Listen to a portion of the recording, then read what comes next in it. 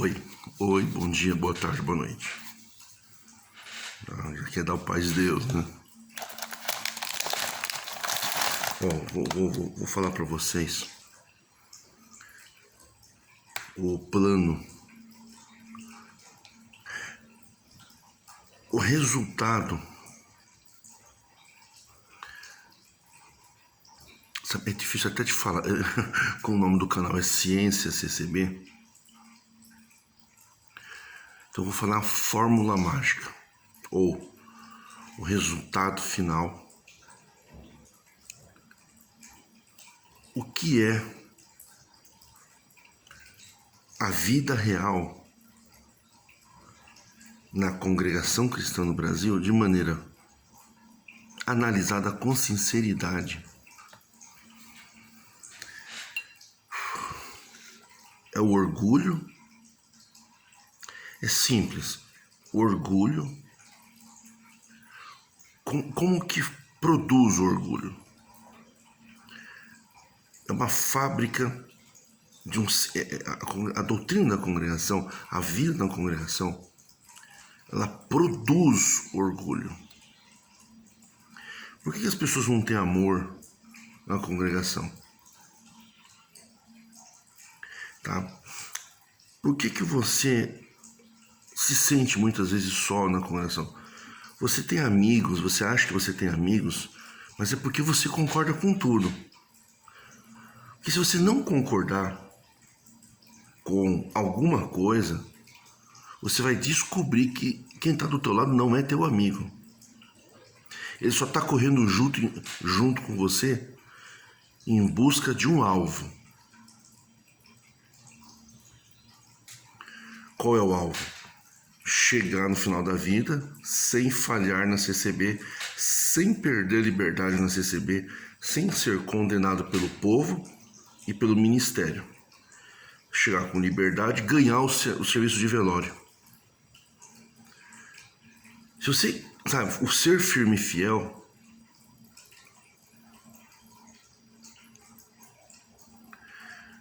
significa isso. Você acha que você está servindo a Deus? Sempre a ideia de servir a Deus. Jesus falou, eu não vim para ser servido. E o cara na CCB ele fala, eu vim servir a Deus. Entendeu? Quer dizer, não tem discussão, é contramão mesmo. Ele fala que está servindo a Deus porque ele está na congregação. Para ele servir a Deus é participar de um culto e ter liberdade naquela liturgia. Então essa é uma fórmula, entendeu?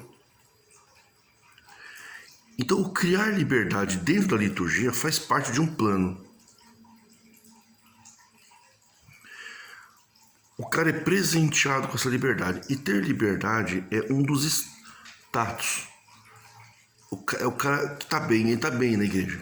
É o status 1. Tem o status 2, os dois, que é o que tem liberdade, e tem o dom da promessa, que é o que fala a língua. Também é uma outra patifaria. Na congregação ninguém fala em dom de novas línguas, cara. Pode ter um ou outro que fala em outro idioma. Mas o selo do Espírito Santo, cara, a promessa, não é falar línguas, cara. A promessa é o que? O Espírito Santo é a promessa. Quem tem o Espírito Santo, ele está selado para a vida eterna. Então, você tem o selo para a vida eterna. E o Espírito Santo, ele tem várias.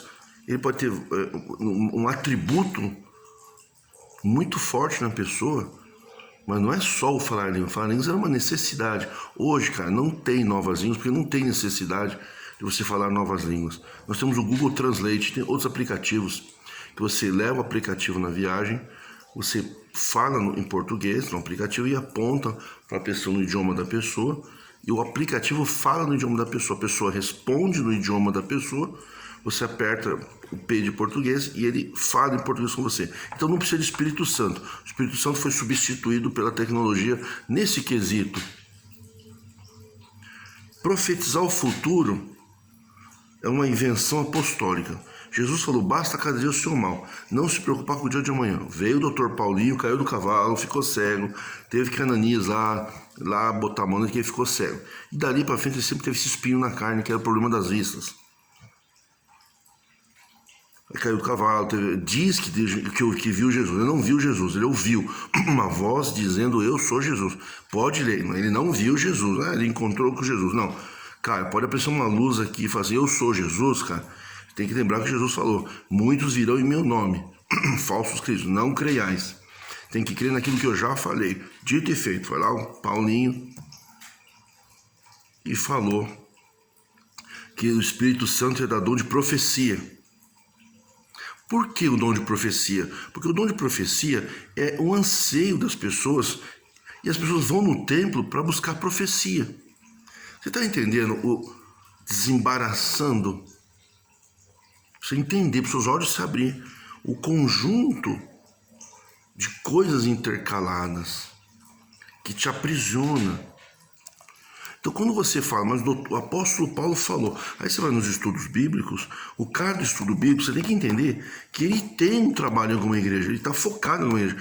Tem cara aí que critica a congregação, que não são um nem dois, não, são vários, que tem igreja que prega. Ele quer pregar. Ele usa o estudo bíblico para passar uma versão bíblica e os caras vão. Só que acontece que cada um tem uma visão bíblica, então todo mundo é herege. Aí começam as disputas denominacionais. Por que existem várias denominações? Porque a Bíblia tem vários tipos de interpretação. E na realidade, ao invés de todo mundo se juntar e todo mundo poder expressar o que pensa, não, as pessoas fazem o quê? A linha de visão bíblica, ela é pretexto para uma denominação. Na denominação, ele tem o quê? O ministério. Então é assim, é ordenamento ministerial. Quem tem uma visão diferente, ele se posiciona como autoridade e aí vai para o ordenamento ministerial. Aí no ordenamento ministerial começa tudo de novo, senta diferente, começa a sentar no primeiro banco, ele começa a ordenar as pessoas para o ministério e ele se torna uma autoridade, entendeu? Autoridade eclesiástica. Então essa é a fórmula. É o quê? É a vaidade ministerial, é a quebra de comando. Eu tenho anciãos que mandam em mim, eu não concordo, eu critico, porque sempre vai ter crítica. Eu também sou passivo de crítica. Se você quiser fazer um trabalho de crítica contra eu, você consegue. Por quê? Porque eu não sou perfeito em tudo. Pode ser que eu fale poucas coisas certas e muita coisa errada para você. Aí você faz um outro trabalho e tem gente que vai concordar com você. Assim é na igreja. Você muda a tua visão bíblica, a congregação tem a dela, tem gente que gosta, porque tem uma fórmula, e tem gente que não gosta. E o que ele faz? Ele combate a doutrina bíblica, mas ele se torna uma autoridade. Então, na realidade, está quebrando o comando e a hierarquia ministerial para ser um líder religioso de outra denominação, entendeu? Aí você é o que? É um boneco na mão dessas pessoas, porque você também está inseguro. Você também, como você está vendo que tem muita coisa errada, você acha que as coisas estão erradas por causa da interpretação bíblica, e não é. É falta de caráter mesmo, entendeu? Falta de caráter é uma coisa, desconhecimento de Bíblia é outra, entendeu? Você tem que entender o que é falta de caráter, o que é orgulho, o que é hipocrisia e o que é desconhecimento bíblico. O desconhecimento bíblico não tem nada a ver com caráter. Tem muita gente que é ateu e tem caráter. Tem o budista, tem o islâmico, tem o muçulmano, tem outras religiões, o hinduísta, tem várias religiões. Nós temos algumas religiões essenciais e são pessoas íntegras. O problema é o quê? É vincular que tudo que está errado na igreja é por causa da Bíblia. Então ele puxa e arrasta as pessoas pela Bíblia. Ele pega a Bíblia como uma corda e puxa os seguidores. De volta para as coletas, construir templo, sentar separado, obedecer ou sentar junto, mas vai ter um culto. Adivinha quem vai atender o culto? Vamos ver se você adivinha. Eu não vou falar. Você já sabe quem vai atender o culto. Vocês não são tão infantis assim. Quem me segue, não preciso falar tudo. Tem coisas que vocês falam vocês. Eu não preciso falar tudo. Como se vocês fossem crianças, sabe? Você já entendeu. Então o que acontece? O problema da congregação, o grande segredo da congregação, o grande erro da congregação é isso, cara. É que é a doutrina mosaica. O problema da doutrina mosaica. Uma doutrina mosaica distorcida. É a questão da congregação dos justos, congregação dos santos.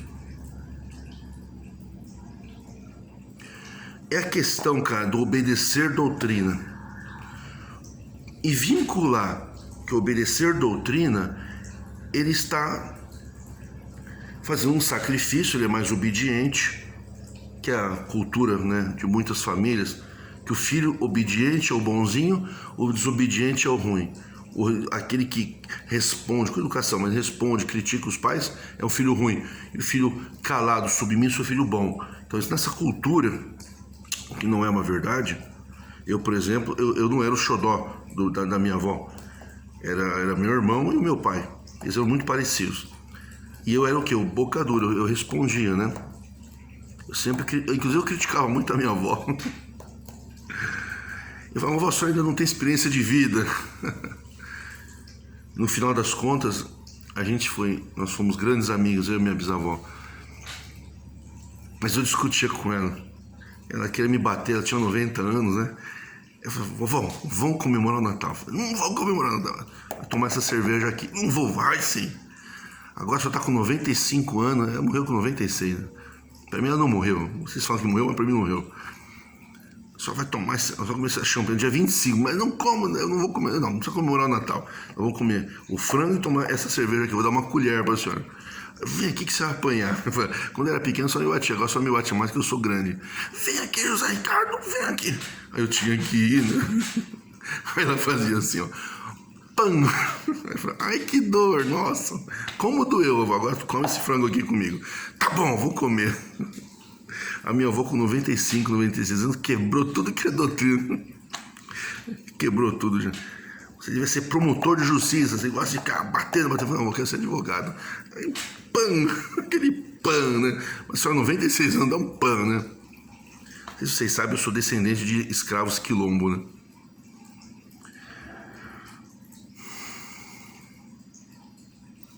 Então fica aquela coisa, sabe? E aí, aí com o tempo minha avó viu que eu criticar e discordar não era falta de amor. Minha avó entendeu isso, né? Eu ensinei isso pra ela. Eu com 25, ela com 96, eu sabia mais do que ela na época. É coisa de jovem. Mas valeu. Ela me avisou que ia morrer e morreu mesmo. Morreu dormindo.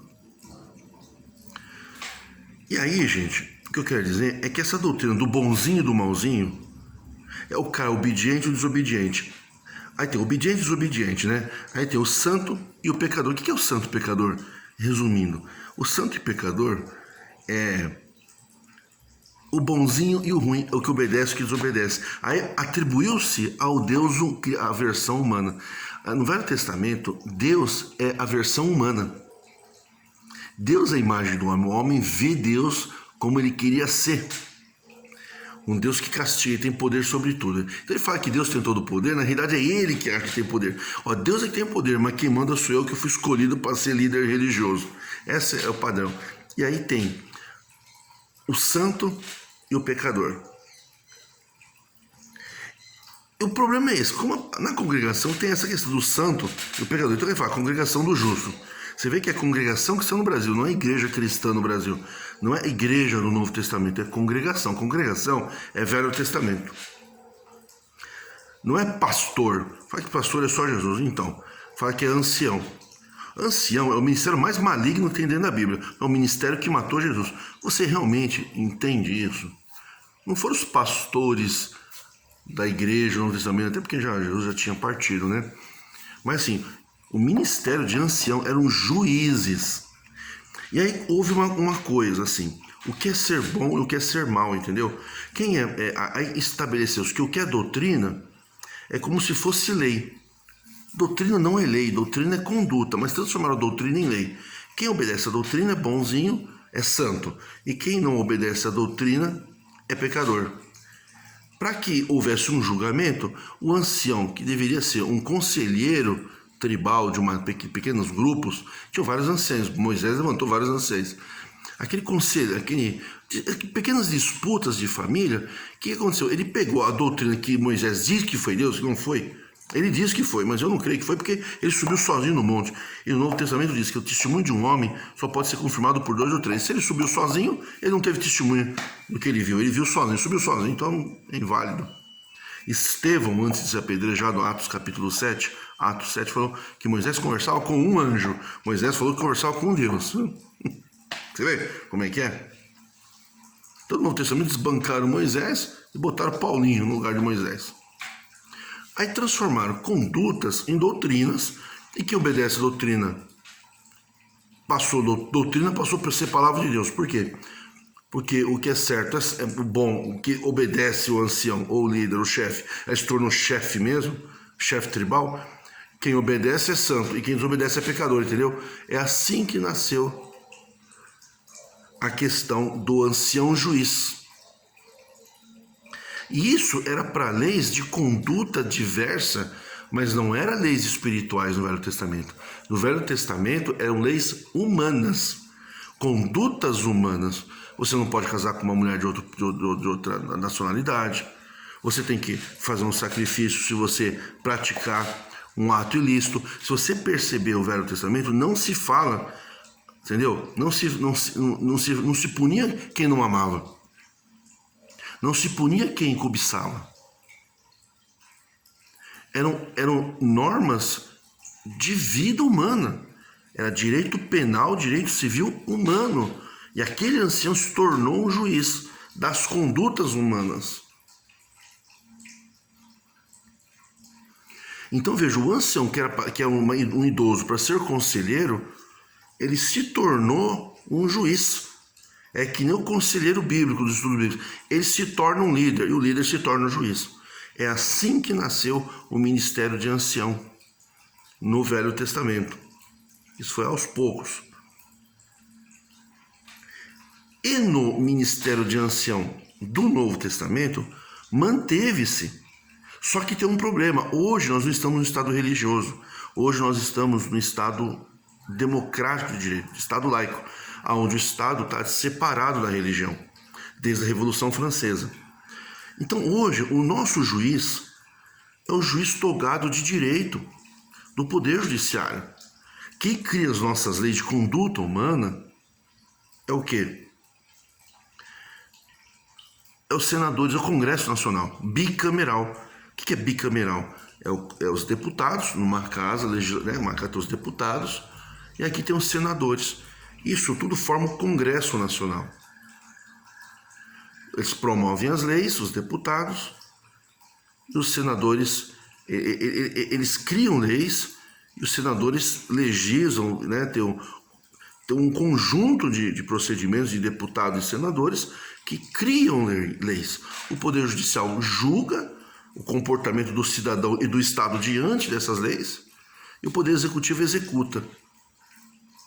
Então você já entendeu que o ancião do Velho Testamento, ele começou como um conselheiro, e aí o que era certo e errado para a vida comum, pode ver que os mandamentos estão relacionados não à vida espiritual. Eles não tinham promessa de vida espiritual no Velho Testamento. O Velho Testamento não tem promessa de vida espiritual. E o próprio Salomão falou que assim como morre o animal, morre o ser humano, cai no esquecimento.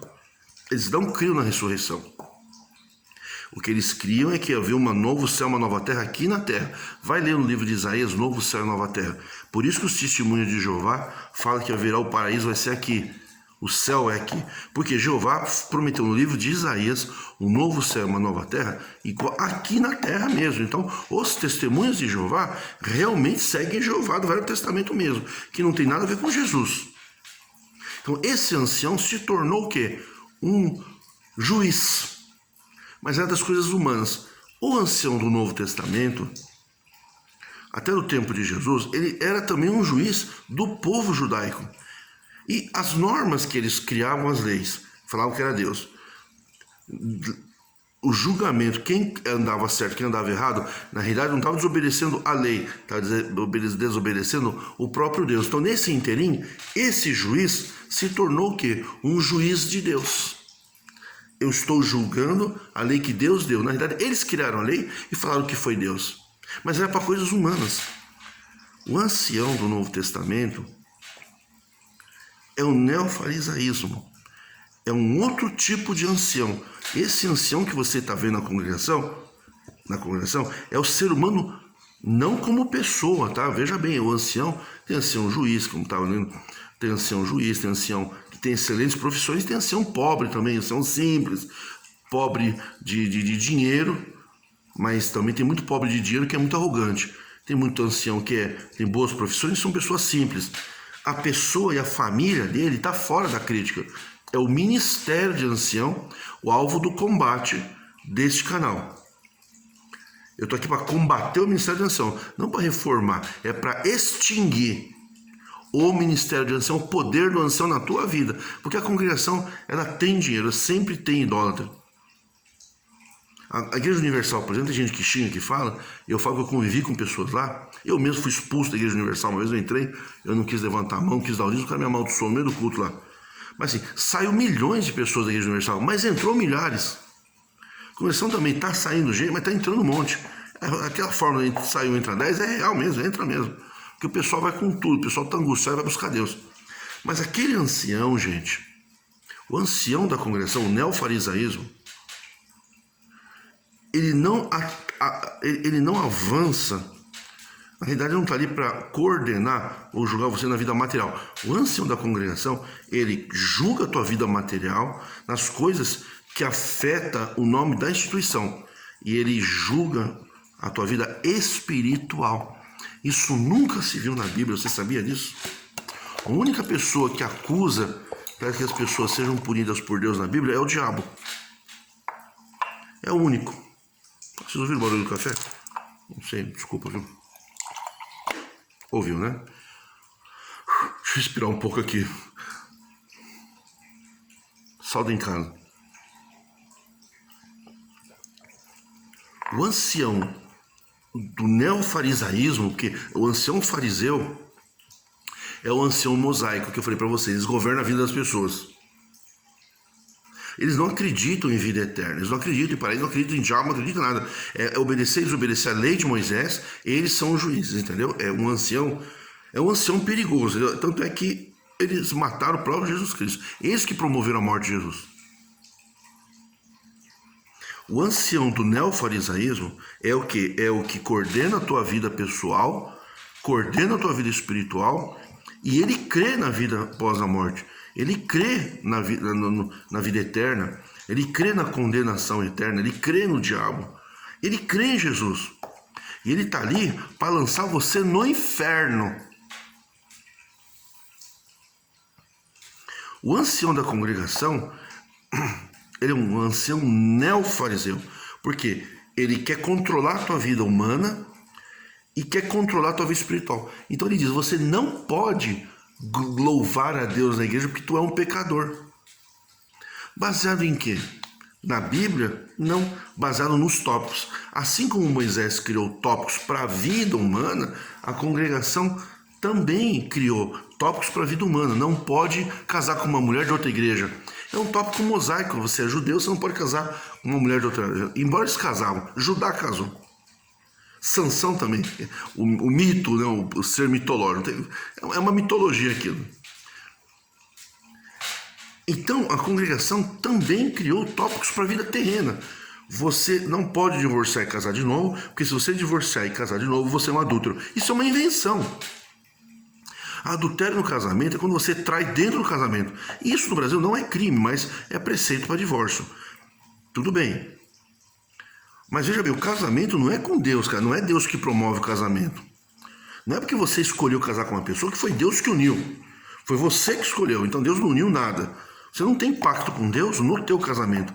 O casamento, ele é regido não por vitalicidade, é por tempo indeterminado. É um tempo contratual. Se você divorciar, você cumpriu as suas obrigações, você está limpo diante de Deus, você cumpriu. Você está divorciando, você pensa em divorciar? A pergunta não é que se você está pecando, a pergunta é você cumpriu o teu papel de marido? Você cumpriu o teu papel de pai com decência, com integridade? Se você não cumpriu, está querendo cumprir, você está diante de Deus, você está limpo. Você tem que cumprir aquele acordo com honestidade. É que nem comprar um carro. Se você tem um carro por 10 anos, você paga o IPVA, você mantém os pneus, você mantém ele bem arrumado, com segurança, você está promovendo a segurança no trânsito. Você não é obrigado a ficar o resto da vida com aquele carro. O carro que Deus te deu, Deus abriu essa porta, não fecha, sabe? Deus preparou esse carro é teu, agora você não pode fazer do carro. Não, você desfaz do carro. Mas se você desfazer do carro, você não está se levantando contra Deus. Mas durante o tempo que você tem um carro, você tem que cumprir seus deveres. Quando você vende, você tem que informar o Detran. Porque senão vai vir multa do teu nome. Se você bater, você tem que reparar o dano que você causou no trânsito. Se você atropelar, você não pode fugir do local do acidente. Mas eu bebi, então. Se você ficar no local do acidente, você não vai preso. É só seguir eu no Instagram, você vai ver que o meu ministro... Eu sou professor de direito de trânsito, de vários advogados. Eu sou anticristo aqui. Lá fora eu sou professor de direito de trânsito. Pós-graduado, né? Eu dou aula, eu defendo, sabe, eu dou aula para advogado. Então, eu estou fazendo um exemplo assim, da minha profissão, estou falando para você se inspirar em mim. Tem muito jovem que se inspira em mim, tem muita gente que está fazendo direito que se inspira no meu trabalho. Não é se inspira em Jesus, não, se inspira em mim. Não é Jesus. Jesus está sentado lá na poltrona dele, fiz uma brincadeira. Jesus está vivendo a vida dele, Jesus está trabalhando também. Então, eu estou procurando ser uma inspiração para muitos jovens e muitas jovens serem advogados, cara. As prerrogativas da advocacia, elas são fortíssimas, cara. São importantíssimas, tem um valor muito grande. Não se faz justiça sem um advogado. Você tem uma expressão na sociedade. Você precisa, sabe, buscar isso dentro da igreja, que você não vai encontrar. Notoriedade, status social, dinheiro, credibilidade, você se desenvolver na tua carreira. Eu ganho bem. Eu estou não ganhando bem porque eu tenho uma pandemia, estou com dívida. Passado agora a pandemia, eu ganhando bem, eu pago as minhas dívidas, continuo uma vida, recupero meu carro, tinha um carro, tive que vender para pagar parte das minhas dívidas. Mas você tem projeção se você estuda. E ser advogado numa área específica. Não querer fazer tudo, entendeu? Faz uma coisa bem feita. Conselho que eu dou para vocês que são jovens. E para vocês que têm 40, 50 anos, que eu comecei a fazer faculdade com 40, tá? Sobre esse parênteses. Então eu quero dizer que esse ancião no Novo Testamento, ele quer ser juiz na vida pessoal humana e juiz na vida espiritual. Viu o que eles falaram? Se Deus perdoar, é problema de Deus, cara. Nós não perdoamos. Se ele não perdoa, você está sendo taxado de pecador dentro da igreja, cara. Se o ancião falou que ele não te perdoa, então você é pecador. Se você é pecador, então você não tem liberdade.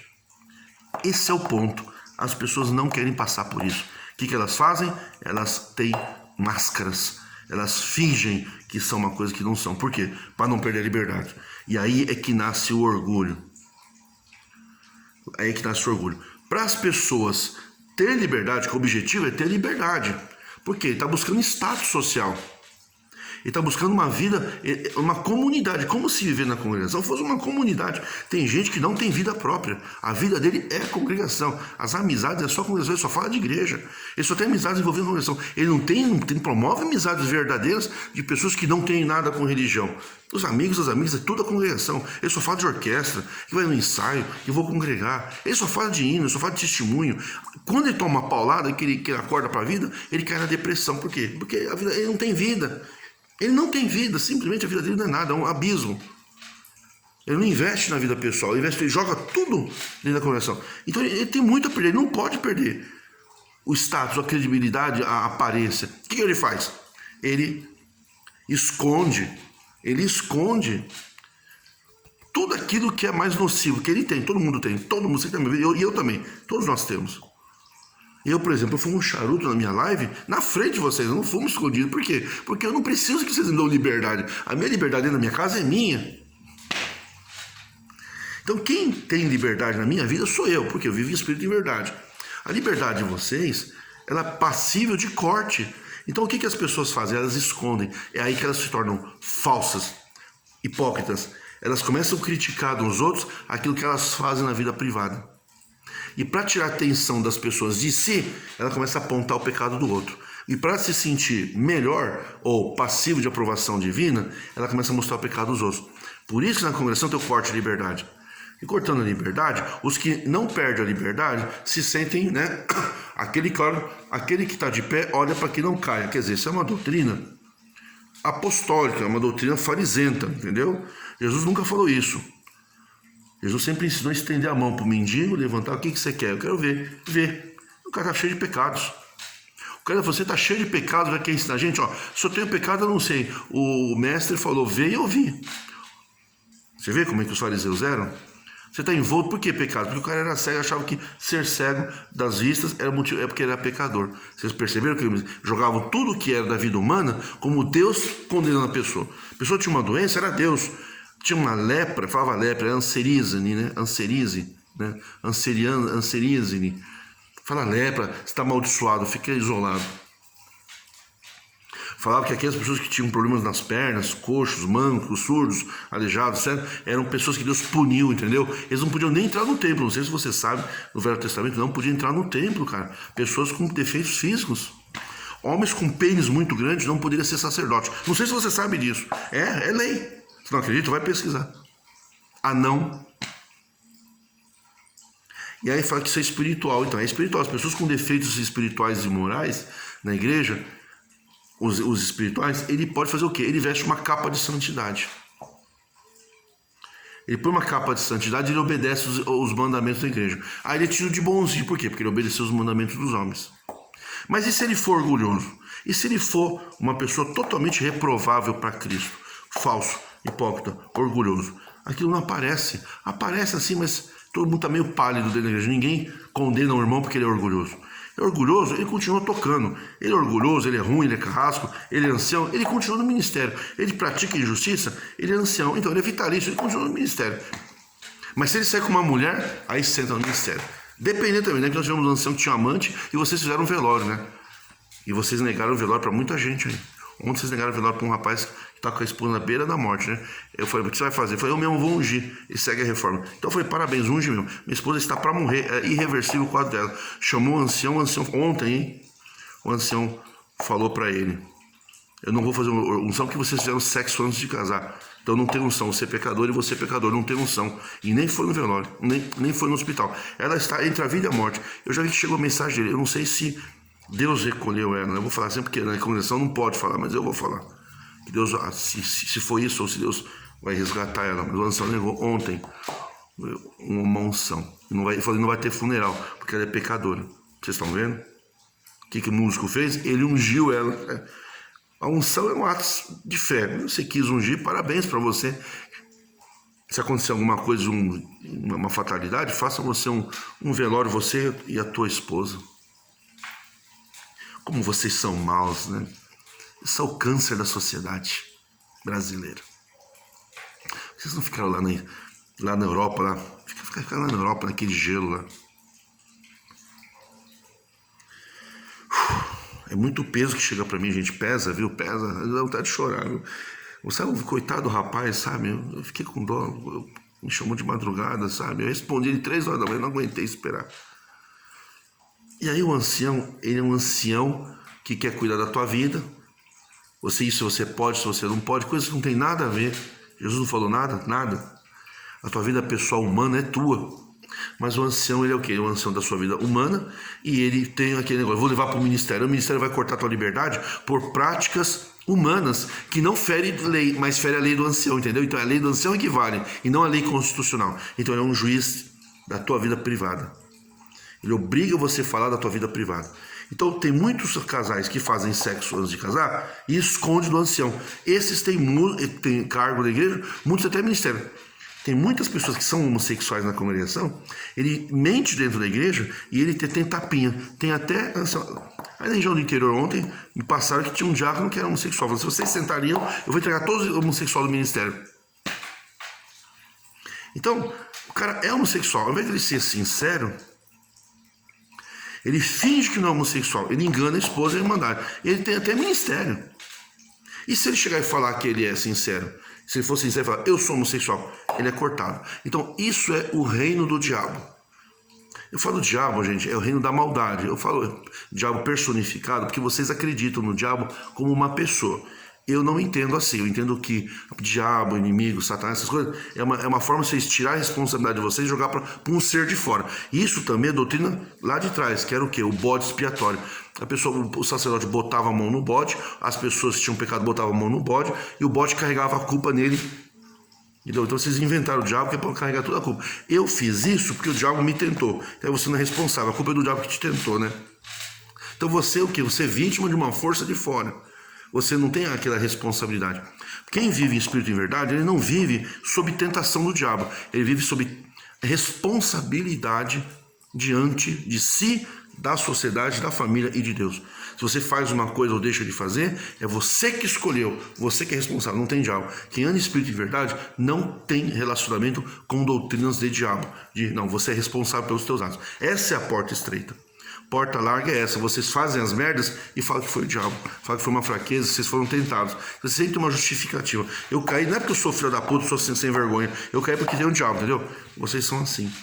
Então na congregação, o que aconteceu com toda essa situação? Para você não perder o prestígio e viver nessa sociedade onde o juiz ancião coordena a tua vida e te dá o status dentro da igreja e coordena a tua vida espiritual com palavras, profecias que não se cumprem, ameaças divinas, falsas profecias, promessa de cura com azeite, dá dinheiro para construir o templo, que eu te ofereço a cura, se você precisar. Eles ficam com o poder, com a soberania estatutária, poder sobre a liturgia, poder sobre todo. Veja que um punhadinho de ancião, numa região com 10 milhões de pessoas, 5 anciãos dominam tudo. Porque o poder do ancião é muito forte, cara, dentro da comunidade, para quem acredita, né? Para quem está na cova dos leões mesmo. A congregação é uma cova de leões. Se você mostrar quem é você mesmo, cara, você toma dentada, eles te devoram. Para sobreviver na cova dos leões, você tem que fingir que você é um leão, cara. Se você fingir que você é uma ovelha, eles te comem você. Se você for sincero na congregação e falar tudo que você bebe escondido, se você falar isso na congregação, eles cortam a tua liberdade. E se você esconder, você tem até ministério. Então é assim, na congregação é o reino do mal. Pune-se os sinceros. Quem é que pune? O ancião neofariseu. Ele não tem acesso, ele não sabe nada sobre você. Ele sabe que você deixa. Se você esconder toda a sua podridão para o ancião, e você, por ele tiver dinheiro, for um cara influente, ele está apenas coisas, dá até ministério para você. Se você for um cara falso, você é um cara falso, viu? Mas ele não corta a liberdade. Falsidade não corta, não perde liberdade. Orgulho, hipocrisia, soberba, isso não perde. Você percebeu que não perde a liberdade se você for soberbo? Você ouve uma palavra lá, mas o ancião que está pregando para você não ser soberbo, ele é soberbo, ele é soberano. Ele não é soberbo, ele é soberano. Soberano é mais que soberbo. Soberbo é aquele que acha que é muito e não é nada. O ancião, ele acha que ele é muito e é tudo. Ele tem todo o poder dentro da igreja, entendeu? Para aqueles que entregaram a sua vida para o ancião. Então, na congregação, para você sobreviver, você tem que ser falso. Se você for sincero, você é punido. Se você for de calça comprida, que você acredita naquilo, você é punido. Você tem que obedecer à doutrina humana. Porque calça comprida e vestido é doutrina humana. Isso não tem nada a ver com o espiritual. Vaidade, joias, isso é humano. O que Jesus condena é a vaidade espiritual. Daqueles que colocavam roupas para parecer que eram melhor que os outros e gostavam dos primeiros bancos e se apontavam como homens e mulheres de Deus.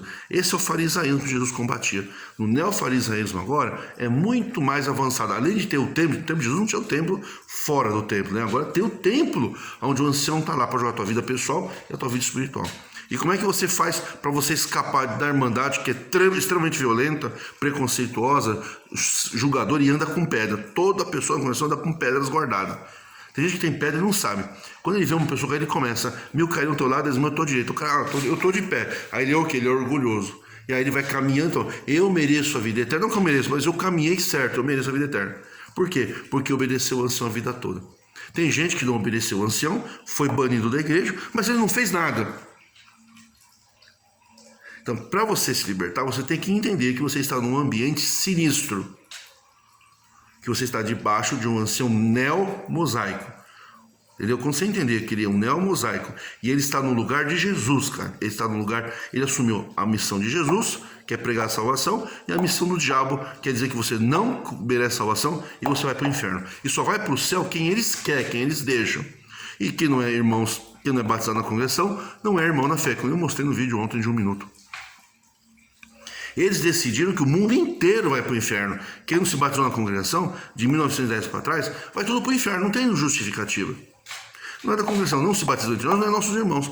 Então as pessoas que falavam de Deus, apregoaram Jesus nesses 2000 anos, cara, não são filhos de Deus, cara. É a doutrina da congregação. Mesmo que você fale que você não concorda, se você não concorda, você não é filho de Deus, porque quem não concorda com a doutrina é cachorro. Então você tem que fingir que concorda. Se você chegar na igreja, irmão, que não concorda, então você é cachorro, voltou para o homem. Você vai perder a liberdade, você levantou, você é ímpio. Aí se você se torna um crítico, você é o quê? Sonegador de imposto, puteiro e bandido. É assim que eles taxam você. Então, na realidade, gente, a congregação é uma cova de leões, entendeu? É um antro de falsidade. E você entendeu a diferença de ancião mosaico e ancião neofariseu? É que o neofariseu, cara, ele invade a vida espiritual da pessoa mesmo. Ele derruba uma pessoa, leva a pessoa à depressão e à morte ao suicídio.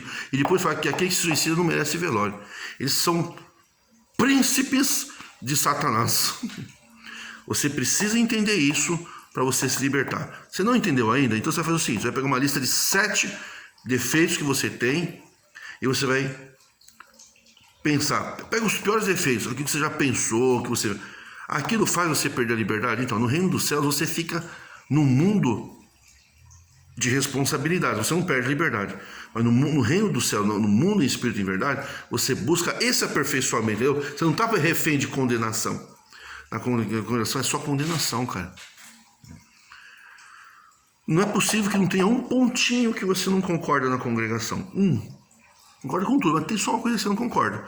Você tem coragem de falar para o teu ancião? Você tem coragem de assistir, meus irmãos? Deus me libertou desse ensinamento que eu aprendi aqui, eu já vi que não é assim. Você tem coragem? Você tem coragem de ser sincero plenamente dentro da congregação, diante da Irmandade, diante do ministério, mostrar quem realmente você é, quem realmente o que você sente, o que você pensa? Isso se chama sinceridade. Você realmente pode ser sincero e assumir que realmente você não concorda que aquelas pessoas que não são da congregação, que não são filhos de Deus, você, dentro de você, talvez você até pense, não, eu acho que é filho de Deus. Mas você tem coragem de falar isso lá dentro da igreja? Primeiro, eu não vou deixar você falar, mas se você pudesse falar, você falaria, então você perderia a liberdade. E pode ficar tranquilo, meu amigo, defeitos morais, falta de caráter, falta de vergonha na cara, orgulho, essas coisas não tiram a liberdade da congregação. É o reino do mal mesmo, tá? Espero que você consiga entender o que é isso, o que é o ministério de ancião, para você entender que você não está diante de Jesus.